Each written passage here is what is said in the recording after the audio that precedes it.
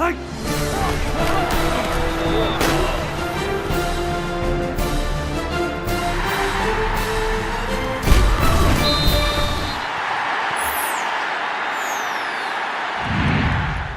coaching staff is excited about getting back to practice tomorrow. As you guys know, today is a day off for our team, but we've reviewed the tape and visited with the players, had all of our meetings, and have started to watch tape on Lafayette. And this is a good football team. This will be a good challenge for us. Very athletic. I think it's either 15 or 16 players that are starting or that are juniors or seniors, which means that they're an experienced football team. Obviously, they went to Troy and won somewhat handedly on the road. It's the first time that happened there in openers in 21 years. So our team will face a lot of the same challenges we did last week on offense. They played two quarterbacks, both of them athletic, both of them can run the ball, throw the ball effective in their style of play. So we'll have to be really good on the perimeter on defense, much better than what we were in Arizona. And then offensively, we face what would be common on defense. We don't really see that many looks anymore. You see some 3 down, you see some 4 down, you see some zone, you see some man. It's pretty consistent throughout the year. They've got a really good place kicker and punter. He does a nice job in both areas. I know he was a Groza finalist last year, and before I had even found that out, just from watching the tape, I noticed that he was really good. He was very effective at Troy in downing them inside the 20-yard line. So I think they're a well-coached team. They play hard, they run to the ball, they have speed.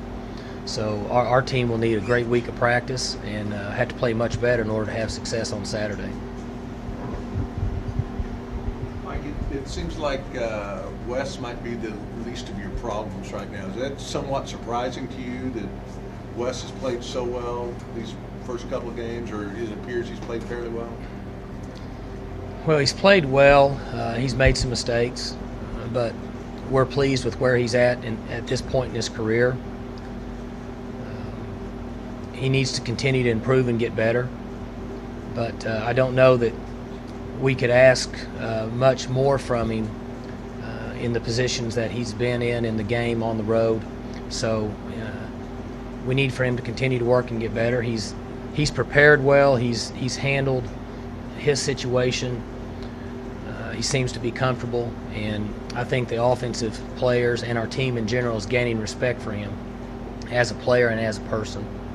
Mike, I think that the third quarter pick six that went through, and I think he was trying to throw it out of bounds off his back foot. Is that one of those moments that you, as a young quarterback, that he will learn from, a learning moment, so to speak? I think it was the fourth quarter. Not that it mattered. Either way, it's a pick six. But he made a mistake. There was two things that were involved in it, which I'm sure that Coach Munkin's probably shared with you guys. He misread the defense, and then he made the mistake that you just mentioned. And those are two examples of what I talked about in the spring and the summer and in preseason camp, that you can't really coach and tell a player. They have to learn, and at times you have to learn it in the most difficult way, which is it happens and it's not any fun. But what you're saying is correct. Mike, have you been able to put your finger on some of the problems you guys had on defense, what that stemmed from, a lack of focus, or did Arizona do some things that surprised you guys? Well, I think it's a variety of things. One, I think that their quarterback's a pretty good player.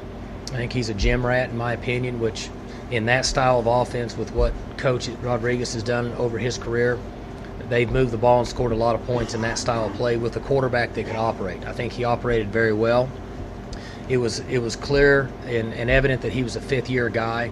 Even though he doesn't have a lot of experience, the way he played and handled situations, he was able to pump fake, get guys off the ground, move around, find open receivers. He knew where the chains were. So I'll give the system and him credit for that. There was times we had our head down in tackling. That was poor. We had opportunities to sack him, when he had the ball in one hand and we left our feet and jumped, and we coached tirelessly to not do that, and we did that. That's a mistake on our part, and then clearly we got to coach better, and we have to do a better job of playing in those situations. And then once they got going, our penalties allowed them to always stay on the chains. We never got them in a position that they were really in need of a crucial third down conversion, because we made drives easy for them with dumb penalties. And the combination of all of that, not good.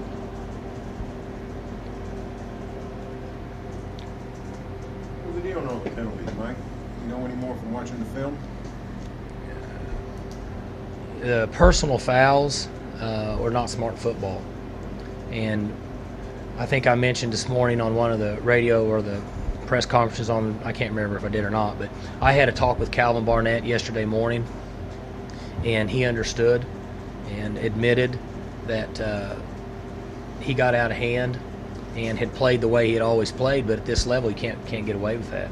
And so I think he understands that, and he's moved into a stage to try to correct those mistakes and make himself better and make our team better. Along those lines, they're calling a lot of things very cautiously. The sideline rule, the helmet rule that Sean got caught on.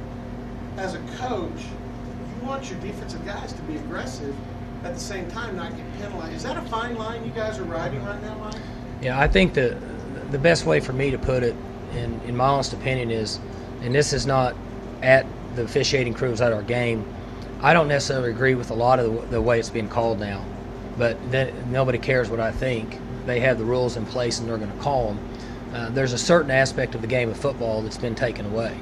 And I played quarterback. They used to hit me all the time, and I didn't like it, but it's still part of the game. You know what you sign up for. And if it's a play where the whistle hasn't been blown and you're on the field, I think guys ought to be able to play the game. Do I want direct head-to-head contact hits? Do I want players to get injured? No. But it is still a tough game, and whether we like to admit it or not, it is a violent game. So they're trying to clean it up, and I just think at times it's going a little bit the other way, but there's not anything you can do about it. Was that Pac-12 officiating crew? Yes. Mike, are you concerned about any holdover from last week going into this week? In what area? Just in your team's outlook and with the loss and overcoming the loss and getting themselves refocused? Yeah, what the one thing that happened was, the good thing for us is that hadn't happened to us a lot, and so everybody was down in the locker room, down on the plane, down yesterday, last night at the meetings, and that's good for us. There shouldn't be any holdover if they have anything to them. They should wish we could play this game tomorrow and then play again Saturday to get back on the field. If it's important to you and you like to play the game and you want to correct mistakes and playing, in my opinion, poor football, you want to get out there as fast as you can. One thing I did mention to them in the Sunday night meeting is that doesn't mean you show up Saturday and all of a sudden you're going to be a good player, a smart player, and a tough guy. You've got to start in practice tomorrow. And I think they understand that. I would be surprised if our team doesn't react the way we want them to. I would be surprised if they don't play hard, they play smarter football, and do the best we can to force turnovers and take care of the football, opposite of what we did in Arizona. That'd be alarming. 4 turnovers. Also, fumbled once, 3 picks for a variety of reasons. Even taking away the penalties. Right. That's not a good sign. Well, it's not a good situation. We had a ball bounce off a receiver's chest. We had another ball that was airborne before the receiver made his break, which is what we do here. The receiver slipped on the grass. Guy tipped it, and the other team caught it. We threw one right to him, and then Joe Randall put the ball on the ground. So it happened in a variety of ways. It's real simple. We've talked about it. We've won a lot of football games here by being on the other side of that. And so when you're the team that's turning it over and not getting any, really difficult to win. Mike, how much time, if any, did you spend on the other side of that? That you already had 12, 13 penalties, and a handful of turnovers, and yet you were down 6 in the fourth quarter. I mean, did you spend any time on that side of it? Somewhat. That's nice. We had 15 or 16, but I like how you're thinking. A little bit, but not much, because it's just not what we're going to do. And coaches don't make bold predictions, but we're not going to play that way. And I don't see how we can win. We're not good enough to overcome those situations. I'm not sure if we were good enough last year to overcome 15 for 167 or 16 for 167 and 4 turnovers with the guys we had on offense last year that are starters in the NFL. So we're certainly not good enough this year.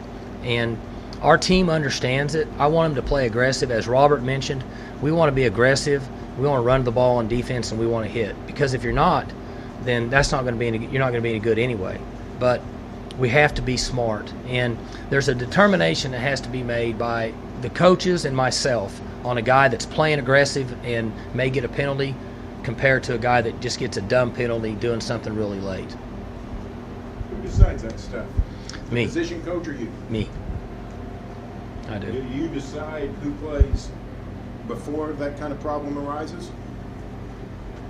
Well, if I knew it was going to arise, I wouldn't have played him. And if I didn't know you well enough, I wouldn't say that to you. But and I use Calvin as an example, and I'll use him with you guys, and I'll use an example I did with the team in front of the whole team. I said, listen, he was the ringleader because he got 3 of them, and so he's the first guy that I talked to Sunday morning and made very clear that I like his aggressiveness.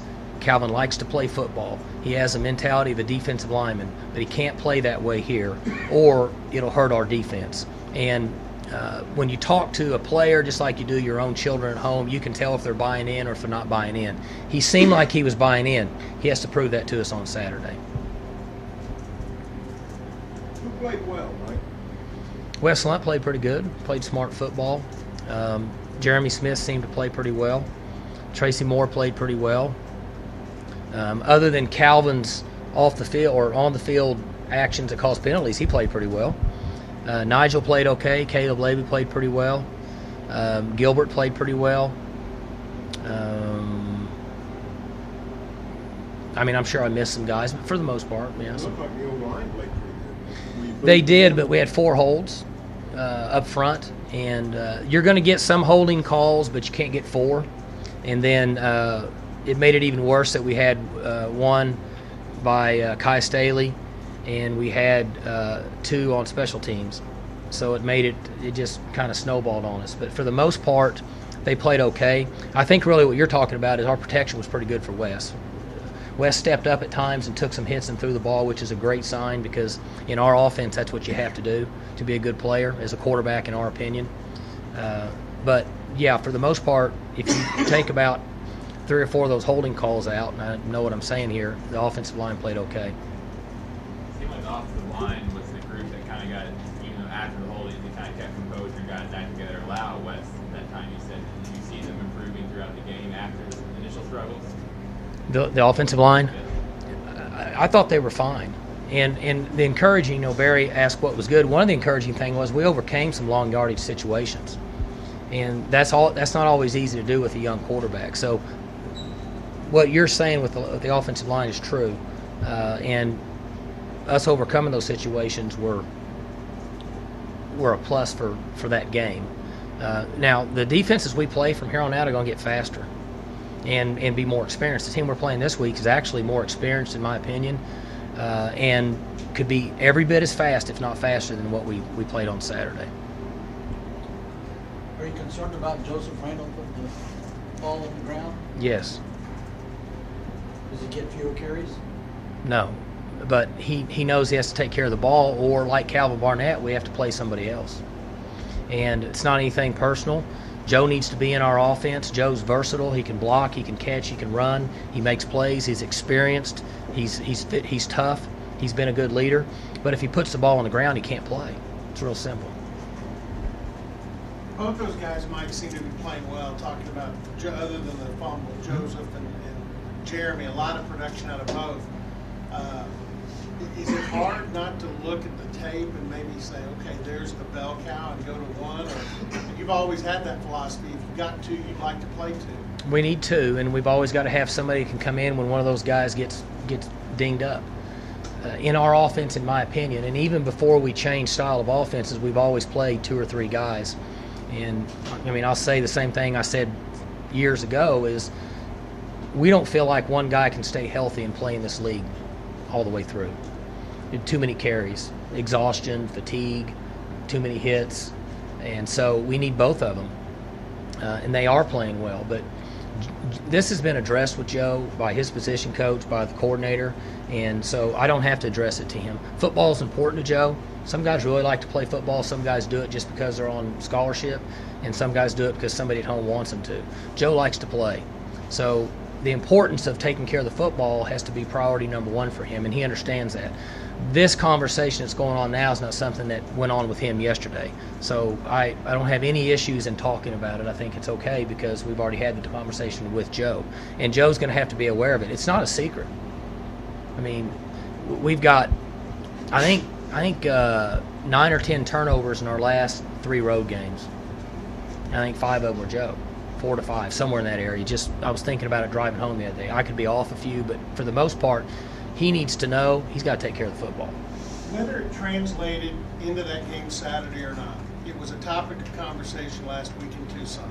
Arizona players talked about losing to Oklahoma State twice. Mm-hmm. It burned. They wanted revenge. It was personal. All of those comments came out. You got a similar scenario coming up with these guys. They're pretty good. They won at Troy. They lost you twice, including at their place. I don't think there's any question about that. I don't know if revenge ever plays a factor. I mean, I've never really bought into that. I've tried to use that as a coach before, and it didn't work. So I believe in coach preparation, player preparation, smart football, and effort. And we didn't get any of that in Arizona. We did get effort. Let me correct myself. I thought we did get effort. The first 3 we didn't get any of. So our players need to understand the ability and the speed of the team we're playing Saturday. And one thing that is evolving in college football is that we've talked about for years. 1 is the parity, and 2 is with spread offenses, the team's ability to run, throw, and run some sort of a read zone, which is basically triple option, and blitzing style defenses if they choose to. You better be ready to play every Saturday. Or a team that has that ability, that's well coached, like I think this team is, has an opportunity to beat you if you don't play well. Coach, how big of a concern are the drop passes? They're a concern. In our offense, we have to catch the ball. We throw it, I think 60 times, and we had 37 completions, and we should have had 43. Now, that's saying we didn't drop any passes at all, which may be somewhat unrealistic when you throw the ball as much as we do. But you drop a couple, you end up, your quarterback ends up being 43 or something for 60 or 42 for 60. But a couple of those passes, let's just say 3 of them, you add the yards up, are all probably 60 yards. Dropped a post route, dropped a touchdown that could have been, wasn't an easy catch, but very well could have been caught. Dropped a pop pass down the middle that he's going to catch it and probably run for another 10 or 15. And we dropped a wheel route that would have been 30-ish, something like that.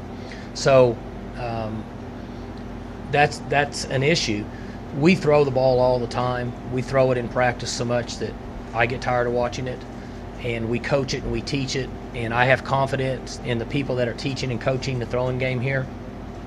Some of it was due to some inexperience. Guys that are just, Blake is new to us at this level. He was much better in the second game than he was the first, but he needs to be better in this one. And the operation of our offense is all about placement, decisions, and field placement decisions and catching the football. I'm sure you're glad to have Bill Young back on the coaching field and on the sideline. Yeah, we found out today, a couple hours ago, that they feel like that he's back and running. And he's been around the office, but never out with us on the field. And he came out last night, but last night's practice is just a walkthrough basically. So then this morning he was there and said that they felt like that he could get back to work. And it's always good to have him back. He got 40 years of experience. I don't know, give or take. Maybe he's coached longer than that. And maturity, another set of eyes during the week, another set of eyes at practice, and especially on game day. You're short a coach that's have a lot of experience, and you're short a guy that's been there and called plays, and so it's good to get him back. You'd like to be up at full speed with your staff. He had some good things to say about Cooper Bassett. Well, Cooper did fine. Tyler Johnson wasn't with us, and then we lost Bean a couple weeks ago to injury, so we were down Tyler, we're down Bean. They just happened to be at the same position, and then we lost Lindale for the game in warm-ups. So we had to move some guys around, and one of those adjustments was Cooper, and he'll do anything for the team and always plays hard and played pretty good in a position that he hasn't really even practiced. Where do you feel like Bill's influence is needed the most? I don't necessarily know about influence other than just experience and knowledge and another set of eyes.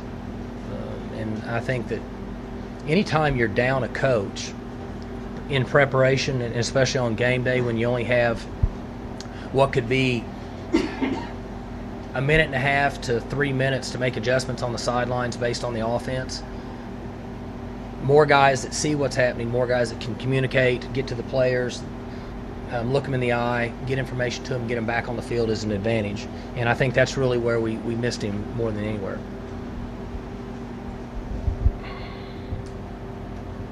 Rankings don't always mean anything, but being ranked for most of the last few years, did you see any value in that in terms of national perception or exposure? I missed your first part. Rankings don't always mean a lot, but having rankings. been there for most of the last few years. I don't think there's any question that when you're ranked high, you're going to get publicity and marketing across the country. We've talked about that in here when things have been going really good, and your logo's on ESPN and your logo's runs at the bottom of these other channels, and people see that, and when that happens, you get free marketing. I mean, and just like if you look at the enrollment numbers at this university since we've done well in football, and when Eddie Sutton was in the Final Four, it goes way up. It's all because of marketing. And I believe that. I mean, that's my opinion. Somebody else may not, but either way, it doesn't matter. So you hate when you're not there because you lose that free marketing, not only for your university, but also for your recruiting.